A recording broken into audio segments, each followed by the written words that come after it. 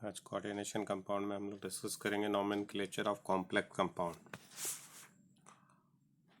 Writing of the name of the complex compound, and if the name is given then how can we write the structure of the complex compound. तो formula of the coordination compound, सबसे पहले अगर आप formula देखो तो जो हमने formula लिखना हमने कोऑर्डिनेशन स्टार्ट किया तब भी हमने देखा था कि एक कोऑर्डिनेशन स्पेयर है, एक सेंट्रल एटम होता है और एक काउंटर आयंस होते हैं।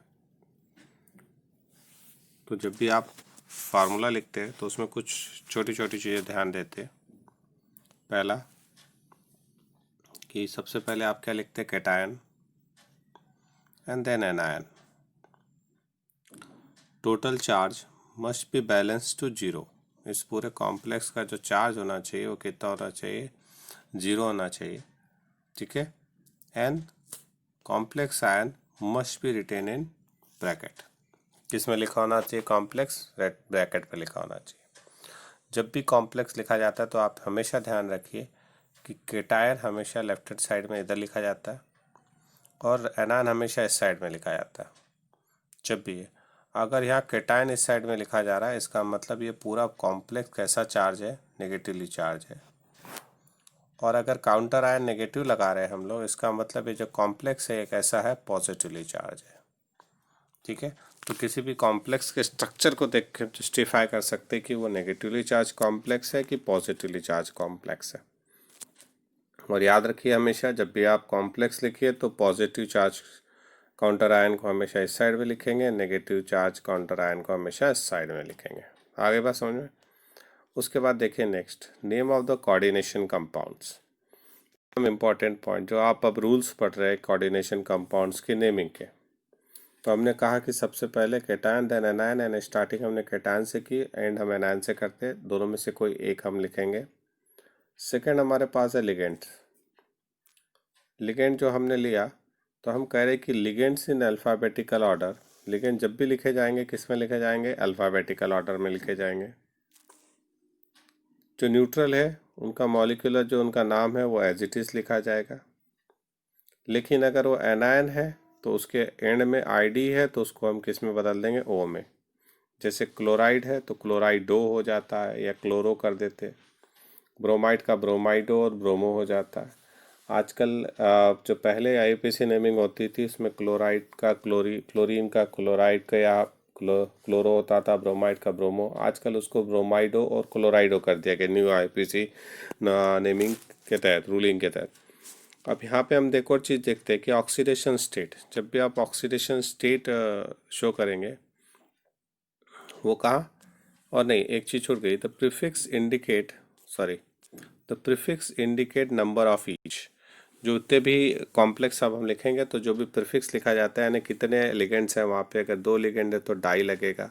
If 3 ligands are there then you have to use tri, 4 are there then tetra. तो prefix must be there. Next है oxidation state of metal ion. तो oxidation state of metal ion को हमेशा किस में लिखा जाता है, स्मॉल ब्रैकेट के अंदर लिखा जाता है, ठीक है। एंड इफ कॉम्प्लेक्स आयन कैसा है, एनायन है, तो जो मेटल है उसके एंड में क्या लगाया जाता है, एटी लगाया जाता है। तो ये कुछ इंपॉर्टेंट पॉइंट है, ध्यान रखिए। और भी रूल है हम पढ़ रहे हैं कि आप सबसे पहले किसका नाम लिखेंगे, कैटायन का। तो जब भी आप नाम लिखना शुरू करें तो पहले आप लिखिए कैटायन, फिर नेम ऑफ लिगेंड, फिर सेंट्रल एटम, देन उसकी ऑक्सीडेशन स्टेट। ये किसके लिए हो जाता है, ये हमारे पास जब हम स्टार्ट करते हैं कैटायन से, और अगर हमारे पास एनायन है पीछे आ रहे वापस, जैसे ये स्ट्रक्चर है, इसके केस में जब भी हम लिखेंगे तो कैसे लिखेंगे, पहले हम लिखेंगे लिगेंड, फिर लिखेंगे हम सेंट्रल एटम, फिर उसका ऑक्सीडेशन स्टेट, और फिर लिखेंगे एनायन, ठीक है।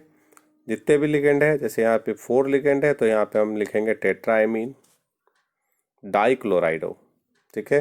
फिर हमने कहा कि अगर लिगेंड कैसा है, न्यूट्रल है या पॉजिटिव है, तब आप उसका नाम एज इट इज़ लिखेंगे। नेगेटिव है then you should add O.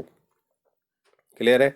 Complex अगर नेगेटिव है तो जैसे भी मैंने बताया था कि ये नेगेटिव कॉम्प्लेक्स है तो सेंट्रल मेटल एटम के एंड में एटी जोड़ेंगे। आगे हम आगे उसको भी रूलिंग आउट करते हैं। ठीक है, ये ध्यान रखना आपको। नेक्स्ट देखिए, the cation is named first in both positive and negatively charge coordination compounds. सबसे पहले किसका नाम लिखा जाता है? केटायन का। क्लियर है?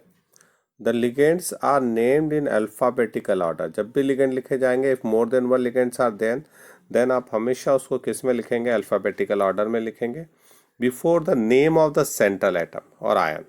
ठीक है, ओके। और जब यही आप नेम से स्ट्रक्चर लिखेंगे तो ठीक उल्टा कर देंगे, पहले सेंट्रल एटम का सिंबल लिखेंगे, देन लिगेंड्स का सिंबल लिखेंगे, but write in alphabetical order. Next है कि name of the anionic ligands end in O. ठीक है, एनायनिक लिगेंड जितने भी है उनका नेम के आगे हम ओ लगाएंगे। ठीक है, and the neutral and the cationic ligands are the same. जैसे ही न्यूट्रल और कैटायनिक लिगेंड है उनको एज इट इज लिखा जाएगा जो उनका नाम होता है। कुछ अदर एग्जांपल्स है जिनको छोड़ के, जैसे वाटर है, वाटर के लिए you should use aqua. For amine, ammonia के लिए आप क्या यूज करते? AMMINE, amine. For the CO यानी कार्बन मोनोऑक्साइड के लिए आप क्या यूज करते हैं? For the carbonyl. And for NO you should use nitrosyl. ठीक है, ये इनके अलग नेम है, इसको आपको याद करना पड़ेगा। बाकी जो नॉम कॉमन नेम है वो तो एज इट इज रहता ही है। फिर है name of the coordination compound, continue हम कर रहे हैं तो प्रीफिक्स। उसके बाद हमने कहा कि लिगेंड कितने हैं? 2 है, 3 है, 4 है। अगर 2 है लिगेंड्स है तो you should use prefix di. 3 है then use tri. If 4 are there then use tetra. ठीक है, ये आपको यूज करना पड़ेगा। लेकिन अगर इन केस हम यहाँ पढ़ रहे हैं कि यहाँ tried use to indicate the number of individual ligand in the coordination entities, लेकिन when the name of the ligand includes a number prefix then term bis tris tetrakis are used. Bis for 2, tris for 3, tetrakis for 4 are used. When? So one example is there. For example, NiCl2 PPH32 this is है ना, ये क्या है हमारे पास? Triphenyl phosphine. तो triphenyl phosphine के name में ऑलरेडी ट्राई है, देखो यहाँ पे। तो अब क्योंकि ट्राईफिनाइल फॉस्फीन में ऑलरेडी ट्राई है और फिर वो 2 है, तो वहाँ पे हम डाई ट्राईफिनाइल फॉस्फीन लिखना नहीं लिखा जाता। तब आप क्या यूज़ करेंगे? तब आप 2 को इंडिकेट करने के लिए बिस यूज़ करेंगे। ठीक है, ये तो याद रखिए, जब लिगेंड में already di tri tetra already present तो लिगेंड्स के नेम में in that condition if more than that type of ligands are present then you have to use a bis, tris और टेट्राकिस। तो here 2 chlorines are there, so you name dichloro or dichlorido। PPH3 triphenyl phosphine हो गया। How many PPH3 are 2, so we are using bis। तो dichloro बिस triphenyl phosphine. फिर यहाँ पे क्या आ गया हमारे पास? निकेल, और उसकी ऑक्सीडेशन स्टेट हमने लिखी तो कितनी है? 2। तो this is the way of writing. ये आप जरूर ध्यान रखिएगा कि आप जब भी लिगेंड से अगर एक से ज़्यादा है then use to prefix di tetra, but already in the name of the ligand if ditetra are there then you have to use bis, tris, tetrakis or pentakis for 5.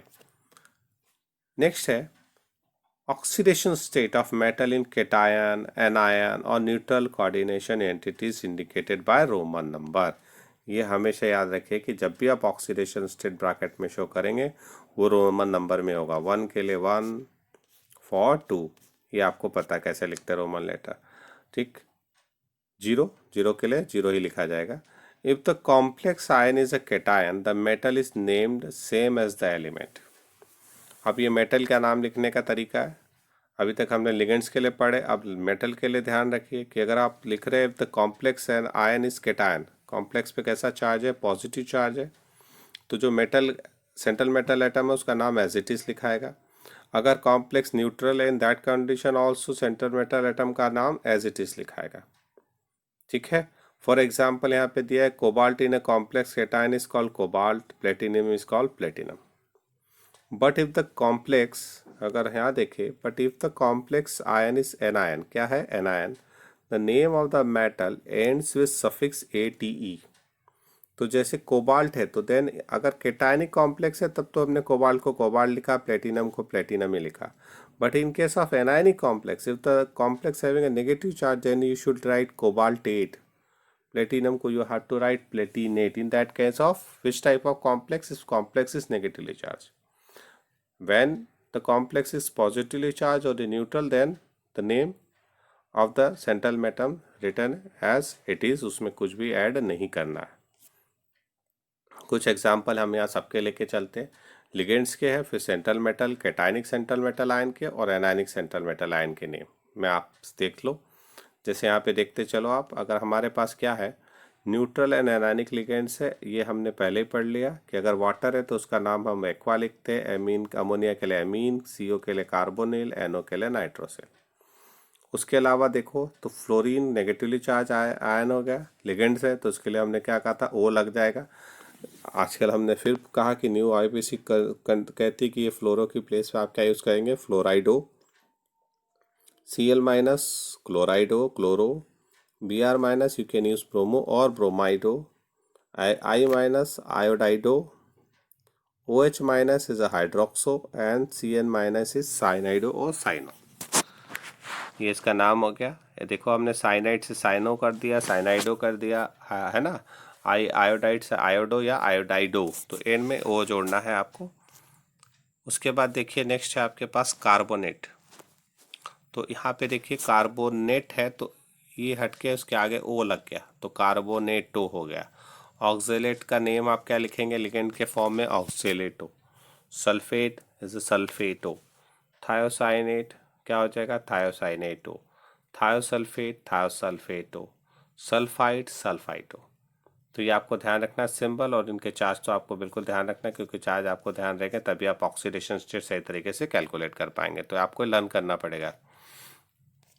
Next चीज़ है IPC नॉमेनक्लेचर में. अब देखिए अगर हमारे पास central metal atom है तो उसके नाम क्या लिखेंगे आप, और स्पेशली हम क्योंकि डी ब्लॉक की फास्ट सीरीज ही पढ़ते हैं 12th के लेवल पे, तो हमने उसी के एग्जाम्पल यहाँ पे ले लिए हैं. जैसे स्केंडियम है तो अगर कॉम्प्लेक्स देखो यहाँ पे हमने लिखा कैटायनिक, यहाँ लिखा हमने एनायनिक कॉम्प्लेक्स. अगर कॉम्प्लेक्स कैटायनिक है तो स्केंडियम का नाम एज इट इज स्केंडियम लिखा, but in case of anionic it should be written scandate. या टाइटेनियम, Ti का टाइटेनियम पॉजिटिव कैटायन में, एनायन में it become titanate. Vanadium as it is vanadium, but in the anionic complex vanadate. और देख लो यहाँ पे मैग्नीज, तो मैग्नीज को एज इट इज लिखा बट इधर बिकम, यहाँ क्या हो जाएगा, मैग्नेटेट. हाँ, आयरन के केस में स्पेशली यू हैव टू देख हम इसका जो नेम है एक और होता है फेरस, फेरम. तो उससे हमने यहाँ पे जो एनायनिक कॉम्प्लेक्स में जब आप लिखेंगे तो उसको क्या लिखेंगे, फेरेट लिखेंगे, नॉट आयरनेट. लेकिन हाँ कैटायनिक कॉम्प्लेक्स है तो you should write iron, but in case of anionic complex you have to write ferrate. For cobalt यहाँ क्या आएगा आपका, कोबाल्ट, और एनायनिक कॉम्प्लेक्स में cobaltate. For nickel is a nickel and nickelate. Copper के लिए फिर देखो copper and the cuprate, and for the zinc is zinc and the zincate. तो ये आप ध्यान रखिए, आप इससे अब समझ में आ गया होगा कि जब भी कैटायनिक कॉम्प्लेक्स या न्यूट्रल है तब आपको एज इट इज नाम लिखना है उस एलिमेंट का, लेकिन अगर एनायनिक है तब सब में ऐड कर देना है. उसके बाद देखिए नेक्स्ट कुछ इंपॉर्टेंट आपको और देखना है. Metal ion in complex anions में अगर हम देख रहे हैं तो कुछ स्पेशली इनको हम अलग से पढ़ते हैं क्योंकि इनके जो अदर नेम है वो भी फेमस है. जैसे आयरन के लिए फेरम तो फेरेट लिखा जाता है एनायनिक कॉम्प्लेक्स में. कॉपर को क्यूपरेट लिखा जाता है. लेड का प्लम्बम तो प्लम्बम से प्लम्बेट. सिल्वर के लिए अर्जेंटम से अर्जेंटेट. और गोल्ड के लिए ऑरेट लिखा जाएगा. और टीन के लिए क्या लिखा जाएगा, स्टेनेट. तो यहाँ एनायनिक कॉम्प्लेक्स में लिखते समय आपको स्पेशली ध्यान देना है कि इन एलिमेंट्स के अगर सेंट्रल एटम है ये एलिमेंट्स, तो जब इनको एनायनिक के नेम में लिखेंगे तब आप टीनेट ना लिख के स्टेनेट लिखेंगे, गोल्डेट नहीं लिखेंगे, ऑरेट लिखेंगे. सिल्वर के लिए सिल्वरेट नहीं लिखेंगे, अर्जेंटेट लिखेंगे. ये आपको ध्यान रखना है. कुछ एग्जाम्पल हम यहाँ ले लेते हैं नॉमेनक्लेचर के लिए. अब देखो हमने जितने रूल पढ़े हम उसको ध्यान रखेंगे. तो हमने क्या कहा, सबसे पहले किसका नाम आएगा, कैटायन का. फिर किसका नाम आएगा, लिगेंड्स का अल्फ़ाबेटिकल ऑर्डर में. फिर किसका नाम आएगा, कॉम्प्लेक्स का. और फिर उसका ऑक्सीडेशन स्टेट. तो सबसे पहले अगर हम देखें यहाँ पे तो किसका नाम लिखा आएगा, काउंटर आयन.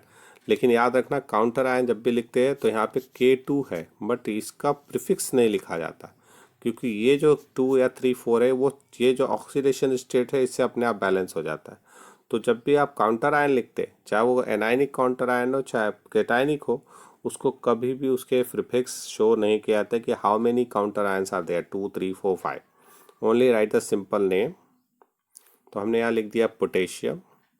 फिर हमारे पास दो लिगेंड है, अमोनिया है और क्लोरीन है। अमोनिया ए से शुरू हो रहा है एमीन, और क्लोरीन सी से, तो अल्फाबेटिकल ऑर्डर के हिसाब से एमीन पहले आएगा, तो डाई, क्योंकि 2 आर देयर, तो डाई एमीन। फिर 4 क्लोरीन, तो 4 टेट्रा, टेट्रा क्लोरो और टेट्रा क्लोराइडो। ये कॉम्प्लेक्स कैसा होगा, क्योंकि केटायन यहाँ लगा है तो it should B negatively charge. अगर हम इसको हटाएंगे तो इस पर कैसा चार्ज आएगा, नेगेटिव आएगा। तो क्योंकि ये तो हमेशा इसी चार्ज को बैलेंस करता है, अगर पॉजिटिव काउंटर आयन है तो कॉम्प्लेक्स नेगेटिव चार्ज है, नेगेटिव काउंटर आयन है तो कॉम्प्लेक्स पॉजिटिव चार्ज है। It should be keep in your mind. तो यहाँ पे कोबाल्ट को क्या लिखेंगे, कोबाल्टेट 3। तो हमारा नाम देखो क्या हो गया, पोटेशियम डाईएमीन टेट्राक्लोरो कोबाल्टेट 3, सॉरी 2। उसके बाद देखो नेक्स्ट क्या है, इसमें भी अगर देखो ये एनायनिक हमने दूसरा कॉम्प्लेक्स लिया, ये पॉजिटिव लिया यानी कैटायनिक कॉम्प्लेक्स है। कैसा है, कैटायनिक कॉम्प्लेक्स है, क्योंकि काउंटर आयन नेगेटिव यहाँ लगा है। तो अब देखो उसका नाम क्या होगा, पहले वही देखो सेम हो गया, टेट्राइमिन डाइक्लोराइडो, टेट्राइमिन डाइक्लोराइडो या डाइक्लोरो। लेकिन क्योंकि ये कॉम्प्लेक्स कैटायनिक है तो इसका नाम कोबाल्ट का कोबाल्ट ही लिखाएगा, कोबाल्टेट नहीं लिखाएगा, 3 क्लोराइड। ठीक है, ऑक्सीडेशन स्टेट निकालना सबको आता ही है। इसका ऑक्सीडेशन स्टेट अगर आप निकाल रहे हैं तो यहाँ पे इसको मानेंगे हम x, इसका कितना हो गया +1 × 2, प्लस यहाँ पे कितना हो जाएगा अमोनिया का 0, क्लोरीन का कितना हो जाएगा -1 × 4 = 0। ठीक है, तो अगर इसको आप सॉल्व कर लीजिए तो कितना आ जाएगा, आपका आ जाएगा +2 + x -4 = 0, यानी x कितना आ जाएगा +2। तो ये ऑक्सीडेशन स्टेट आपकी क्या है, +2। सेम है, अगर यहाँ पे निकालते हैं आप इसके केस में तो ये हो गया x प्लस ये इसका कितना आएगा अमोनिया का 0, इसका कितना आएगा +-2, इसका कितना आएगा -1। ठीक है, तो ये आपका कितना हो जाएगा x हो जाएगा +3। क्लियर। नेक्स्ट एग्जांपल देखिए, यहाँ पे देखिए अब हमारे पास फिर यहाँ पे हमने Cl इधर लिखा है, इसका मतलब ये कैसा कॉम्प्लेक्स है, कैटायनिक कॉम्प्लेक्स है। और जब ये कैटायनिक कॉम्प्लेक्स है तो इसका भी यहाँ पे क्रोमियम को क्रोमियम में लिखाएगा। अब नाम देखिए, एमीन है, एक्वा है। ठीक है, तो हमारा पहले आ गया ट्राईएमीन, ट्राईएमीन, फिर क्या आ जाएगा tri aqua, chromium, oxidation state हमने निकाले 3, and then chloride, tri chloride या only chloride. Same as here, अगर ये देखो तो ये इथेन 1,2 डायमीन है लिगेंड, यहाँ पे सल्फेट है, this is also cationic complex, तो यहाँ कोबाल्ट का कोबाल्ट लिखाएगा। और ये ethane 1,2 diamine, 1,2 diamine ethane diamine, di already is there, तो यहाँ पे 3 है ये, तो इसके लिए ट्रिस यूज करेंगे, तो ट्रिस इथेन 1,2 डायमीन, है ना, क्योंकि नाम में डाई है, तो tris ethane 1,2 diamine cobalt 3 sulphate. Some another examples, write the IUPAC name of the following coordination compounds। सब कुछ अपने ध्यान में रखिए। अब देखिए यहाँ पे हमने कुछ भी चार्ज नहीं लगाया इधर से उधर तक। ठीक है, ये है। उसके बाद ये देखिए, अगर इसको हम देखें क्योंकि इसमें हमने चार्ज नहीं लगाया, इसको हम बाद में बताते हैं। अब देखो K3Cr2O4 होल थ्राइस, ये ऑक्जेलेट है। C2O4 क्या है, ऑक्जेलेट है। अब सबसे पहले हम किसको लिखेंगे, पोटेशियम को, तो यहाँ क्या हो जाएगा पोटेशियम। फिर ट्राई ऑक्जेलेटो, ट्राई क्यों, बिकॉज 3 पोटेशियम्स आर देयर, तो पोटेशियम ट्राई ऑक्जेलेटो। और ये कॉम्प्लेक्स कैसा होगा, क्योंकि counter ion positive, should be negatively charge, है ना, तो इसका मतलब यहाँ पे Cr को आप क्या लिखेंगे, क्रोमेट, तो पोटेश ट्राई ऑक्जेलेटो क्रोमेट। और इस पे कैसा चार्ज होता है -2, इस पे कैसा चार्ज होता है +1, तो ये बैलेंस करेंगे तो यहाँ पे ऑक्सीडेशन स्टेट कितना आ जाएगा +3, तो यहाँ ब्रैकेट में क्या चला जाएगा +3। ठीक है, इसका एग्जांपल देखना है, ये देखो इसका नाम है पोटेशियम ट्राई ऑक्जेलेटो क्रोमेट 3। ठीक है,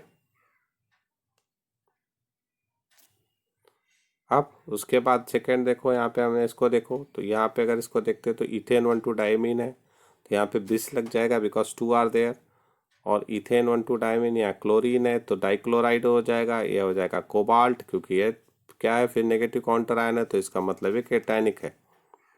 तो यह क्या हो जाएगा, डाइक्लोराइडो 20 इथेन 1 2 डायमीन कोबाल्ट, ठीक है, 3 क्लोराइड। अब देखो इसको, देखो क्या हो गया हमारे पास, dichloro 20 ethane 1 2 diamine cobalt 3 chloride, ठीक है। पहले वाले को भी देख लो हमारे पास, तो अगर हम देख रहे, सॉरी, तो यहाँ पे आ गया, देखो यहाँ पे डायमीन है, क्लोरीन है, नाइट्रो है, एमीन क्लोराइड नाइट्रो। तो amine started from A, chloride C, nitro N, तो यहाँ पे नाम हो जाएगा, क्या हो जाएगा, diamine chlorido nitro platinum. No charge is there, यहाँ पे कोई चार्ज दिख नहीं रहा है, प्लेटिनम, ठीक है, only platinum is written there. और याद रखो नाइट्रो में, यहाँ पे नाइट्रो लिखने का मतलब है कि नाइट्रो का N group bonded with the platinum, तो इसलिए वहाँ पे आप उसका सिंबल भी शो कर सकते हैं कि वो कौन से ग्रुप से जुड़ा है, क्योंकि ये बाइडेंट, ये एम्बिडेंट लिगेंड है, oxygen can also form a bond. तो हमारे पास नाम देखो क्या हो जाएगा, diamine chlorido nitro N, N means nitro का कौन सा पार्ट है बॉन्डेड है, नाइट्रोजन बॉन्डेड है, प्लेटिनम 2। नेक्स्ट देखिए आप इसको, यहाँ पे हमारे पास क्या है, CONH3 5CO3Cl। तो यहाँ पे कोबाल्ट है तो pentaammine carbonate, this is carbonate, this is ammine, pentaammine carbonate, carbonato cobalt, ठीक है। ऑक्सीडेशन स्टेट निकाल लीजिए, इसकी 0 है, इसकी -2, इसकी -1, तो आप निकाल सकते हैं कोबाल्ट और फिर उसकी ऑक्सीडेशन स्टेट। तो हमारा नाम देखो क्या हो जाएगा, पेंटाइमिन कार्बोनेटो कोबाल्ट 3 क्लोराइड। लास्ट मरकरी है, काउंटर आयन, थायोसाइनेट है आपका यहाँ पे लिगेंड एंड कोबाल्ट। ये फिर आपके पास देखो नेगेटिवली चार्ज है, तो यहाँ पे कोबाल्ट की जगह पे आप क्या लिखेंगे, कोबाल्टेट।